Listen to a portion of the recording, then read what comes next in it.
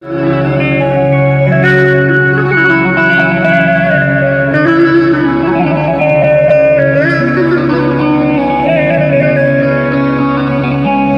gelen yollara gözü bahar,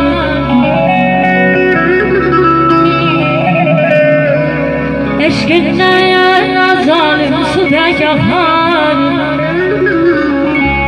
Geciktim söyledim gelen katardım,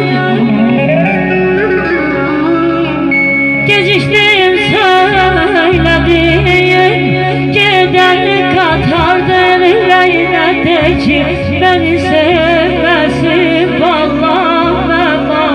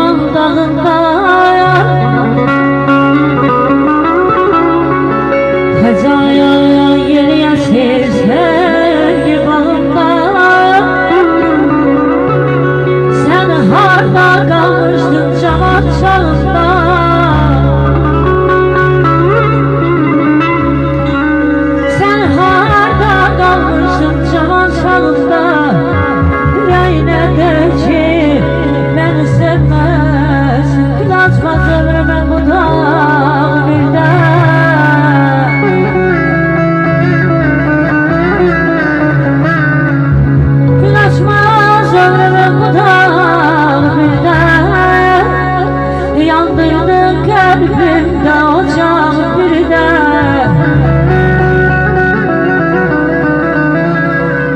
ay gezdirmek çetindir bu dağ birden, gezdirmek çetindir bu dağ birden. Yüreğine de ki beni sevmez, aşık göze yaş gelir.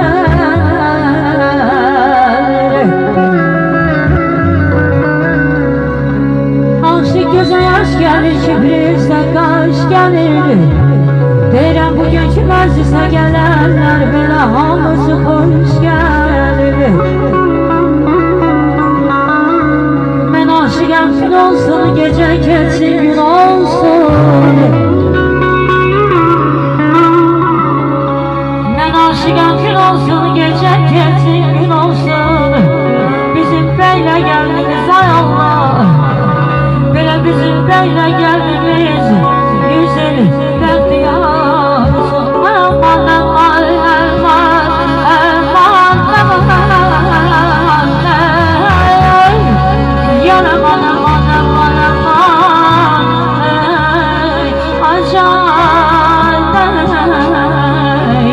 can, ay aman ey asan ey aman ey. Bir güzele buldum, dedim ona değmez.